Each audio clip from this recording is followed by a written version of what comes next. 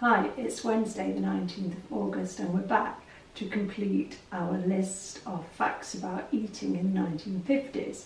So we'll pick up where we left off last week and Joe will read them out. Go Joe. None of us had ever heard of yoghurt. That is so true. I mean, yoghurt wasn't a thing. You know when you go into the supermarket now and you go down their aisle that does the dairy and stuff, and there's more choices of yoghurt than you could shake a stick at. When I was in my teens, I remember ski yoghurt coming in, and it was a diet, low-fat yoghurt that most of our mothers ate. But it wasn't something you bought for your kids because it was quite expensive. But yeah, my first memories of yoghurt were ski yoghurt, but we didn't have the choice we have today, and nobody saw it as like a kid's thing. It was a grown-up thing back then. Next. Okay. Healthy food consisted of anything edible. Yeah, it was really weird because we weren't into like, this is good for you, this is bad for you, this is good food, this is naughty food, this is fattening food, this is diet food. There was a little touch of that with things like energy and rolls, and Rivita has always been considered a diet food and a healthy thing, and Special K was. But when you look at Special K today, it's no more or no less fattening than all the other cereals. But we were conned into believing it was that. And healthy food, it wasn't such a big issue because we ate so differently. We ate fresh fruit and vegetables in season. So like this morning, we were just saying, we called in Asda on our way back from our walk and bought a little bit of top-up shopping. And Joe said, look at that, we just bought mushrooms and they were from Poland. Yeah, Poland. I mean, little mushrooms, and they have to bring them all the way from Poland where they could grow them here. And the other thing we got was organic Braeburn apples, were they? Or Gala apples, and they're from New Zealand. So you get 6 apples for £2 and all the packaging, and that's come all the way from New Zealand and they're organic. Why aren't we growing organic apples in this country? So back then, I would say the vast majority of fruit and veg we had didn't come from the shops. It came from somebody's allotment, your neighbour's garden, your granddad's garden, your dad's garden. And we just were healthier. And people were so much slimmer back then. So much slimmer. So, yeah, that's my opinion on that. People who didn't peel potatoes were regarded as lazy. Oh, I think this is quite funny. You know, back then, you know, like now we talk about nutrition and the fact that a lot of the nutrition in a potato is right under the skin, and that the skin is the fibre, and we need to eat fibre. So we would scrub our potatoes, wouldn't we? I mean, Jersey rolls and things like that, you can just rub the skin on those and stuff. But I wouldn't dream of peeling many potatoes these days. Probably if I was making mashed potato, and I was making it with white potatoes or with sweet potatoes, I would peel it. Not always, it depends what the skins are like. But back then, we used to have baked potatoes in the winter, or bonfire night. You put them in foil and put them in the bottom of your bonfire or whatever. But everybody peeled their potatoes. It just wasn't, again, it wasn't a health thing or seen as healthy to leave the skins on. You just peeled the spuds. It didn't matter what size they were or what you were doing with them, and chipping them or whatever. Whereas now, if I was making chips for like Slimming World chips or something, I'd leave the skin on for the fibre. We didn't know about that back then. We certainly didn't act on it. Okay, Indian restaurants were only found in India.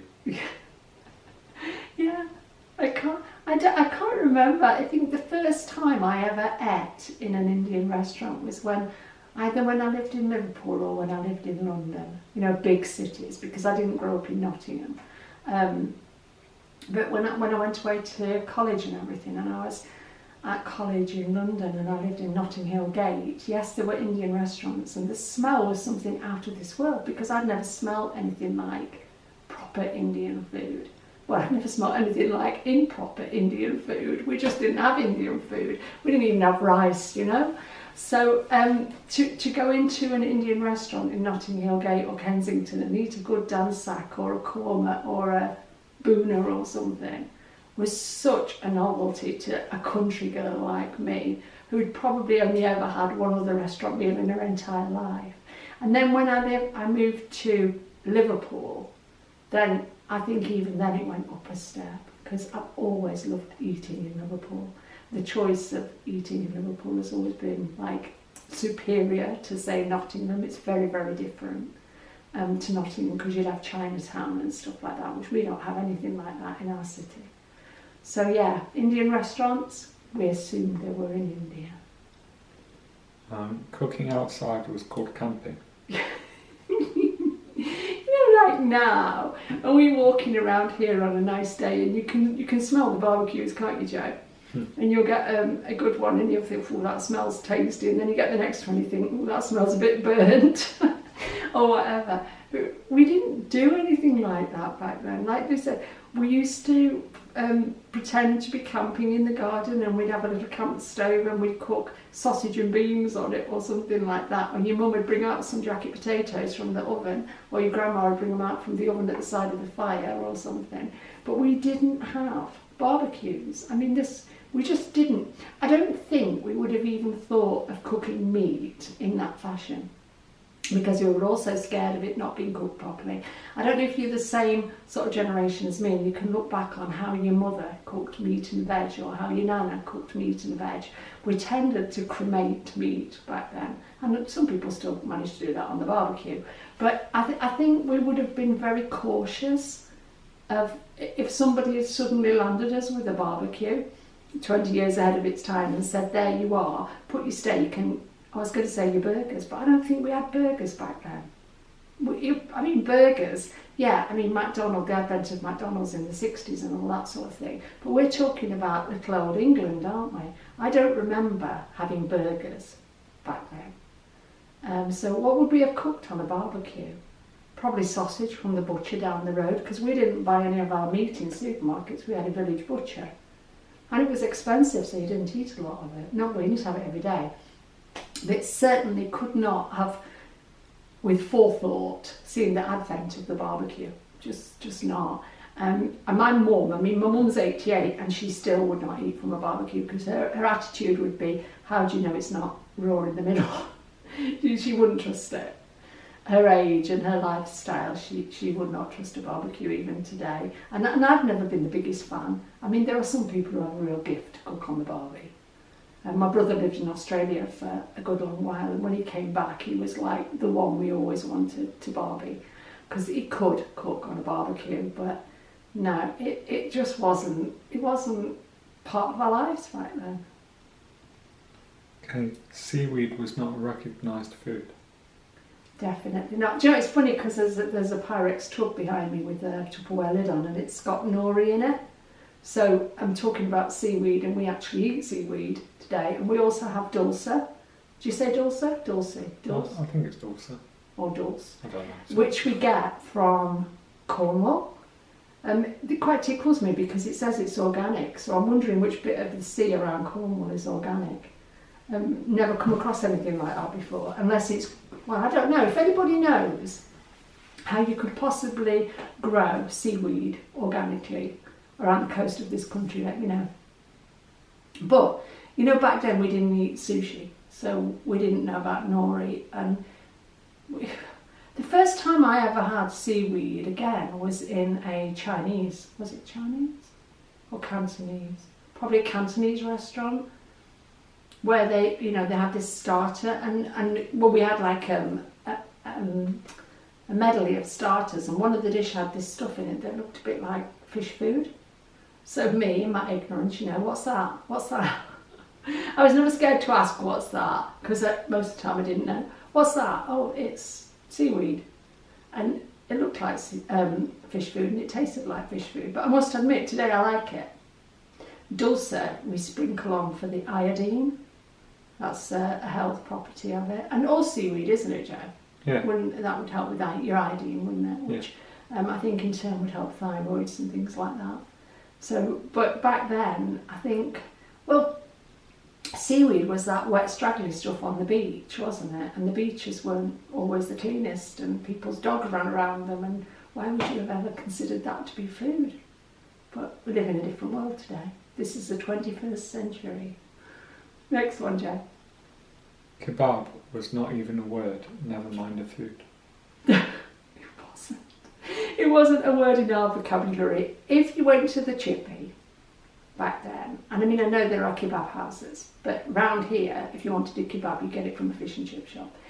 But if you went to the chippy back then, you'd be looking to find a sausage. It was fish and chips, fish cake and chips, and what we called potato fritters. I'm not sure what they call them now. You know, where it's like a slice of potato battered. I don't know, what would you call that, Joe? Battered fritter? Potato fritter. Potato fritter might be. But you know where you see the rotisserie thing and the meat spinning, and then they've got chicken and that, haven't they? I'm always I like the lamb one, I'm always a bit odd about it, because I think, has that been like processed and pressed back together, and what's in it and all this sort of thing. And it's not free on Slimming World. Even when I ate meat, I wouldn't have chosen that, but nor would I have chosen the chicken one. But it wasn't a word back then. Whether it was a word in the countries where it originates, or can I ask, does anybody know? Does it originate in the same state we see it in our chip shops in foreign places? I mean, would you go to Turkey or somewhere like that, and would you see what we see here, or would they have the real version and ours is just a facsimile? Interesting question. I've never been to, I'm assuming Turkey, I've never been to Turkey, so I don't know where would you get kebabs in the natural state. Okay, Joe. Sugar enjoyed a good press in those days and was regarded as being white gold. Yeah, I think back in the day, back in history, sugar was traded, wasn't it? Because it was such a commodity. And back in the 50s and 60s, if you'd gone through a world war from 1939 to 1945 and you'd not seen sugar, and if you rationed it, you probably got, I don't know, 4 ounces per person, per whatever. I don't know how often you cashed in your ration book. That things like that were a total luxury, whereas now, I mean, we look at a kilogram bag of sugar and we think it's nothing, and we have all these other alternatives, the honeys, the maple syrups, the whatevers. So we take it for granted and we abuse it and we overuse it. But back in the 50s, when you just were 10 years after a world war, my God, it must have been such a treat to be able to put 6 or 8 ounces of sugar, caster sugar, into a cake, into butter and flour and everything, and make a cake. Now we do abuse it, because back until I think it was about 1977, so leading up to that, we thought that like fat was the enemy, and people were very much encouraged to eat sugar rather than fat. Things turned around a bit in 77. A lot of the confusion came up, and now nobody seems to know what's good for you, and we don't bandy around the word moderation, do they? We tend to come down on one side or the other. You're either a carb person or you're a fat person. I didn't mean it like that. You're a person who leans towards fats and proteins, not necessarily too much protein. And of course, sugar is a refined carb. So if your health or your healthy way of eating had you leaning more towards fats, you would have to be really careful with the sugar. So that's not going to be a form of gold for you, is it? And a lot of the things I find interesting are when you look at alternatives. So you look at low fat. We were talking about yogurts before. You look at low fat yogurts, there's generally more sugar in them. You look at free from products or vegan products, gluten-free products, often have more sugar in them because it's their way of putting back in some taste to replace what they've removed. So I think rather than sugar being gold today, it's been relegated big time to, in my life especially, I mean I can only talk about my life, and it's been relegated big time to something that I don't see as healthy anymore, purely because it's a refined carb, and it's something I know makes me very obsessive, and it's something I know just doesn't do me any good. And it's hidden in so many places. So yeah, I think sugar deserves a bad press today. Prunes were medicinal. Yeah, we were talking about constipation last week, weren't we, and hemorrhoids. Prunes were medicinal. I don't know anybody who wasn't, back then, an elderly person who ate prunes for medicinal reasons. I mean, it's funny because I actually like prunes, but I would, soak them before I ate them and sort of reconstitute them with some water. But when I look back, prunes and custard, prunes and rice pudding. If the prunes are in decent state, it's actually very tasty. But I don't think we ate them for pleasure. I don't think we would have put them in our porridge because it was something we couldn't live without. I think it was something that people just... Your nana always had a bag in the pantry. And as your mum got older, your mum had a bag in the pantry. But I think it was more of a constipation issue than it was a desire to eat something delicious. Okay. Surprisingly, Muesli was readily available. It was called cattle feed. You know what? I thought you were going to say it was called cat litter. Not much difference, is there? Do you know, I can remember a muesli back then. I can't remember who made it, somebody will know. But there was one that was very plain and very bland and very sort of Swedish or Nordic back then. The name will escape me until the camera's gone over it. It might have been Alpen, yeah, but I never liked it. And even now, even though I like quite a few of the things that would go into a muesli, I don't like dried fruit, so it doesn't work for me. And also, when you look at the quantity of muesli you could have on Slimming World, I'm like, there's nothing there, why would you? Because it's quite heavy and you probably can have 25 grams as a healthy extra B or something. And I'm sometimes a bit more about quality and quantity.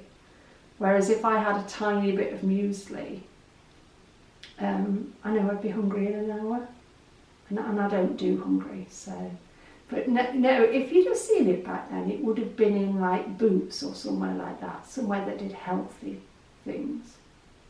Yeah, might be next to the Rivitas, because they still tickle me to death. I'm 63 years old, and I cannot look at a packet of Rivitas without thinking they're diet food, because that's all they ever were, weight loss food. I'm not saying I don't like them, because I like the original ones, but to me, they're diet food. Yep. Pineapples came in chunks in a tin.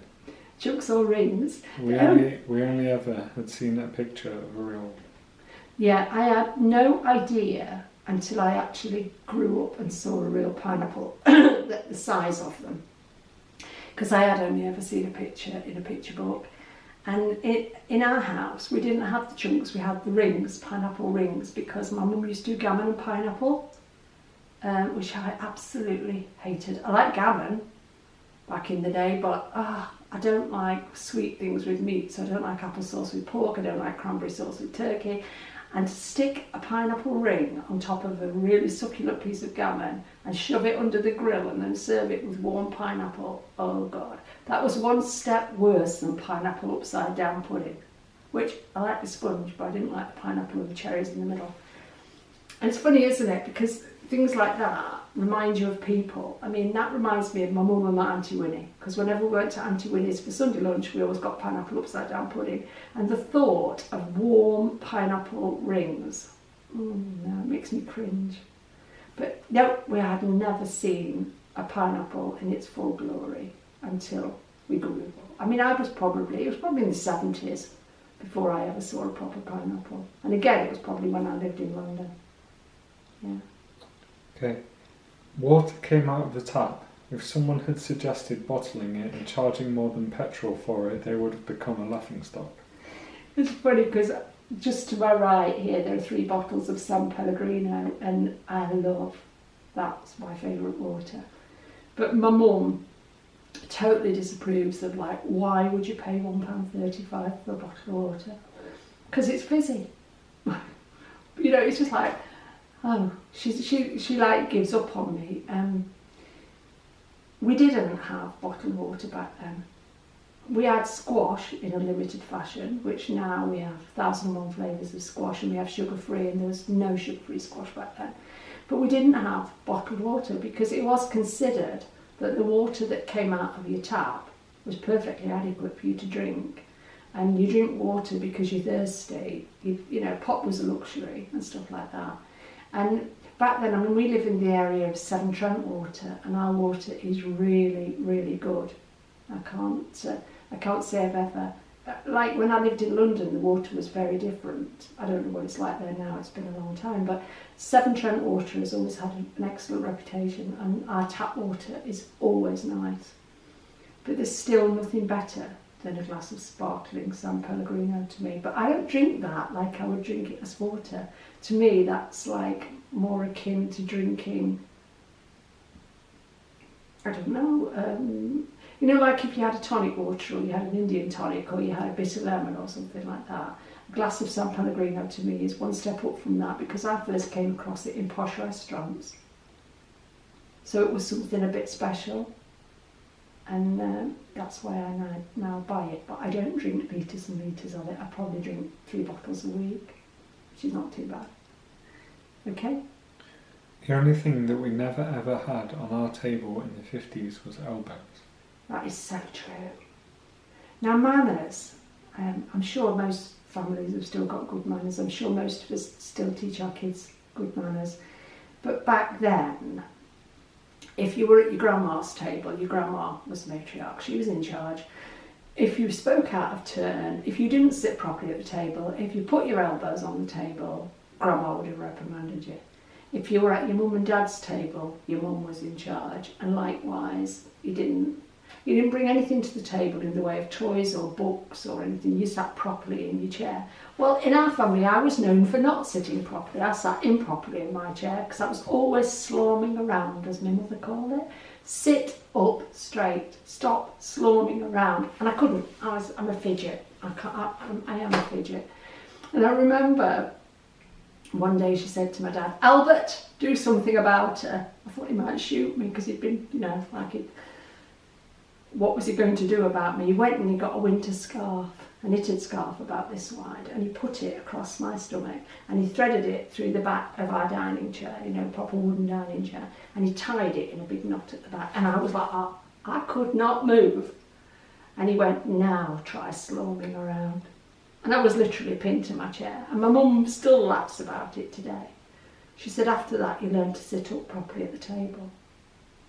I did. It was bloody uncomfortable. There was hardly any room for my dinner to go down. But yeah, manners were big time important back then. And I guess it wouldn't do us any harm if they were today, because who wants to see badly behaved children when you go out? I mean, sometimes, you can go into a cafe or a restaurant or a pub for a meal.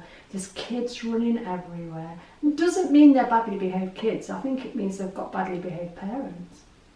Because it's not necessary and it's not nice.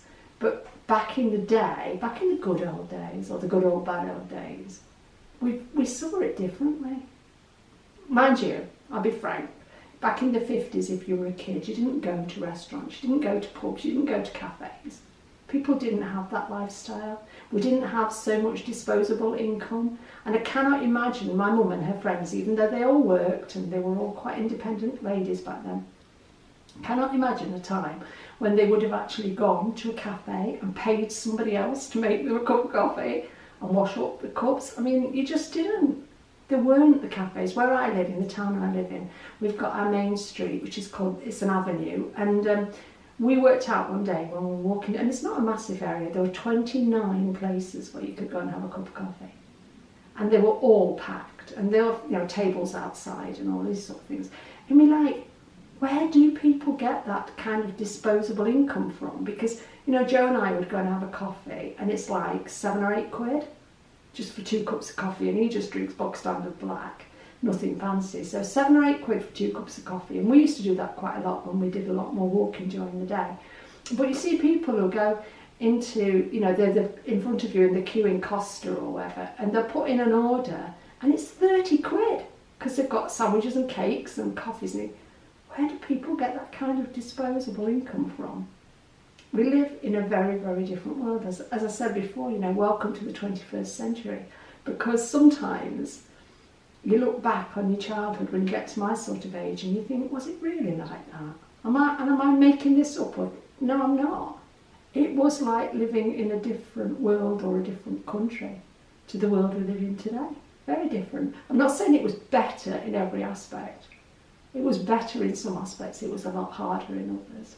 But I think sometimes, especially when you've got weight issues, we have too much choice. if we were more limited in our choices, I don't think some of us would have such an addiction to food. I know I wouldn't. It's the amount of choice that I fall foul of so often. Yeah, next one. That's it. That's it. Mm-hmm. Right. So that's been interesting. I've really enjoyed that. I hope you have too. I know from the feedback last week that several people really did enjoy it. And yeah, that's me done for today. Got stuff to do. We'll be back on Saturday with the next weighing update. You take care, everybody. Stay safe. Bye.